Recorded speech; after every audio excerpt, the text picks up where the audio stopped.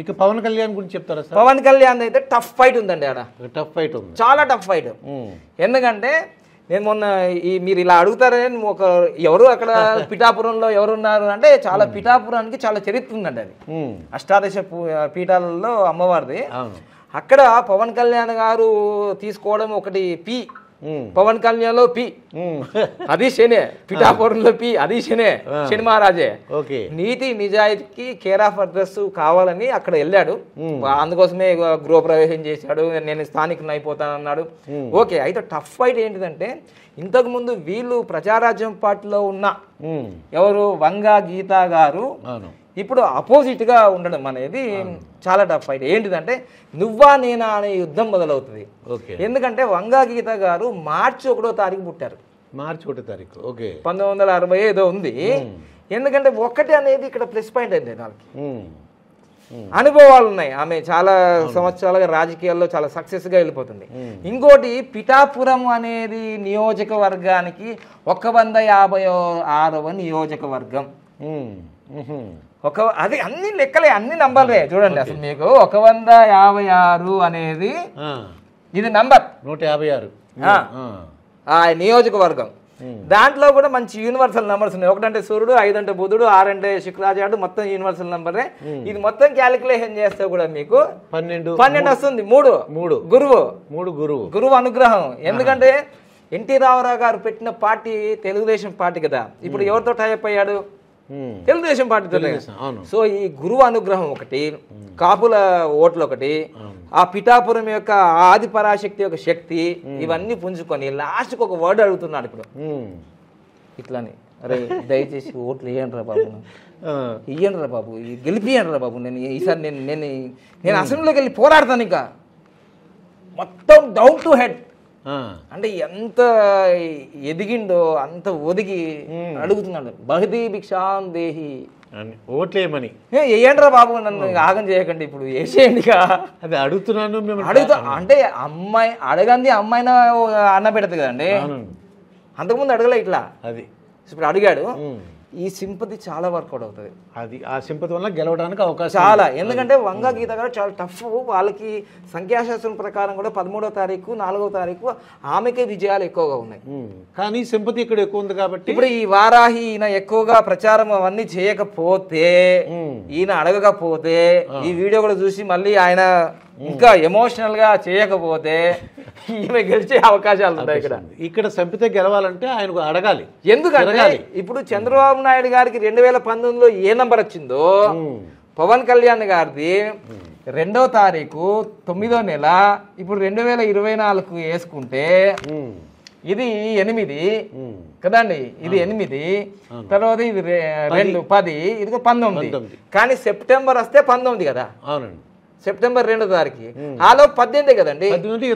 యుద్ధమే మరి. అందుకోసమే నేను చెప్పే నంబర్స్ అన్ని చాలా పవర్ఫుల్. అందుకే బాగా సింపతి ఉంది చాలా.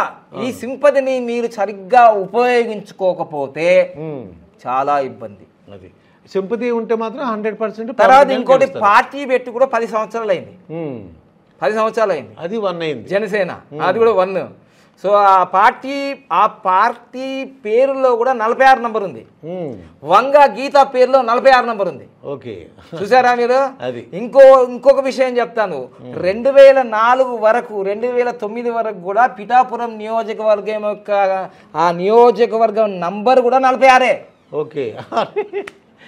అసలు ఇప్పుడు భారతదేశ చరిత్రలో పిఠాపురం హాట్ టాపిక్. మోడీ గారు కూడా చూస్తున్నాడు, ఏంటి పవన్ కళ్యాణ్ ఏం చేస్తున్నాడు. So it is very interesting. నేను ఒక్కడే చెప్తున్నాను, పవన్ కళ్యాణ్ గారు ఆ పేరు అంటే ఆ హనుమంతుని యొక్క పేరు పెట్టుకున్నాడు కాబట్టి, పవన సుతుడు కాబట్టి ఆయన యొక్క ఆశీర్వాదము, జనాల యొక్క ప్రేమ, వాత్సల్యము, ఆ యొక్క స్ట్రాంగ్ డిజైర్ అంటారు కదా, బలమైన సంకల్పం, విల్ పవర్ అది ఉపయోగించాలి. అది ఉపయోగిస్తే అధ్యక్ష అని ఆంధ్రప్రదేశ్ ఎలక్షన్ లో మీరు గెలిచి మీరు అసెంబ్లీలో అధ్యక్ష అంటే అప్పుడు బాగుంటుంది. ఎందుకంటే ఇప్పుడు నేను ఒక విషయం చెప్తానండి, ఇప్పటి వరకు భారతదేశ చరిత్రలో కానీ ప్రపంచంలో కానీ ఒక ఎమ్మెల్యే కాకున్నా, ఒక ఎంపీ కాకున్నా, ఒక పొలిటికల్ లీడర్కి ఒక హోదా లేకున్నా నరేంద్ర మోడీ సార్ అంతటి వాడు పక్కన కూర్చుని పెట్టుకుని ఇంత రెస్పెక్ట్ ఇస్తున్నాడంటే పవన్ కళ్యాణ్ యొక్క ఇమేజ్ పవర్ ఏంటో అర్థం చేసుకోవాలి ఆంధ్రప్రదేశ్ ప్రజలంతా. ఈసారి మీరు ఆయనని గెలిపియలేరు అనుకో, ఇంకా మీకు సహాయం చేసేవాడు, ప్రశ్నించేవాడు, హెల్ప్ చేసేవాళ్ళు రాదు. అంటే లేదు, నాకు అడిగాను నేను, పిఠాపురం వెళితే వాళ్ళందరూ కూడా పాజిటివ్గా ఉన్నారు, గుద్దేస్తాం బ్లడ్లు కోసేసుకుంటున్నారు. Very good, very good. So ఈ విధంగా అంటే మొత్తం మీద అయితే మనకి ఇక్కడ పవన్ కళ్యాణ్ సార్దైనా, చంద్రబాబు నాయుడు గారిదైనా, లోకేష్ బాబు గారిదైనా ఈ నంబర్స్ అనేది చాలా పవర్ఫుల్గా ఉన్నాయి. ఇంకో విషయం ఏంటంటే నామినేషన్ ఒక్కొక్కరు ఒక్కొక్క డేట్లు వేస్తున్నారు కదా. జగన్మోహన్ రెడ్డి గారు 25వ తారీఖు వేస్తా అంటున్నారు. లాస్ట్గా నా యాత్ర ఉంది, బస్సు యాత్ర. మరి ఎవరు అడ్వైజ్ ఇచ్చారో తెలియదు. ఆయన 3-7 అనమాట. ఆయన 7 నంబర్ని 3 నంబర్ని బాగా ఫాలో చేస్తుంటారు. అలా అంటే ఒక్కొక్క దానికి ఒక్కొక్క రిజల్ట్స్ వస్తాయి. Nomination date is most important. అయితే బాలకృష్ణ గారు కూడా గెలవడానికి అవకాశం ఉంది. అసలు డైరెక్ట్ గా ఉంది కదా, డైరెక్ట్ గా ఉంది బాలకృష్ణ గెలవడానికి. డైరెక్ట్ సినిమా అంటారు కదా. అంటే ఏ విధంగా బాలకృష్ణ గెలవడానికి ఎలా అంటే ఇప్పుడు ఇది 13వ తారీఖు కదండి ఎలక్షన్స్. అంటే 1, 3 అనేది 4 సంబంధించింది. రాహుకి లక్కీ నంబర్స్ ఎవరంటే 1వ తారీఖు కానీ 10వ తారీఖు కానీ 19వ తారీఖు కానీ 28వ తారీఖులో పుట్టిన వాళ్ళకి లక్కీ నంబర్స్ అవి. లేదా 6, 15, 24లో పుట్టిన వాళ్ళకు కూడా లక్కీ నంబర్సే. తర్వాత 7, 16, 25వ తారీఖులో పుట్టిన వాళ్ళకు కూడా లక్కీ నంబర్సే. ఎవరికి న్యూట్రల్ నంబర్స్ అంటే 3, 12, 21, 30.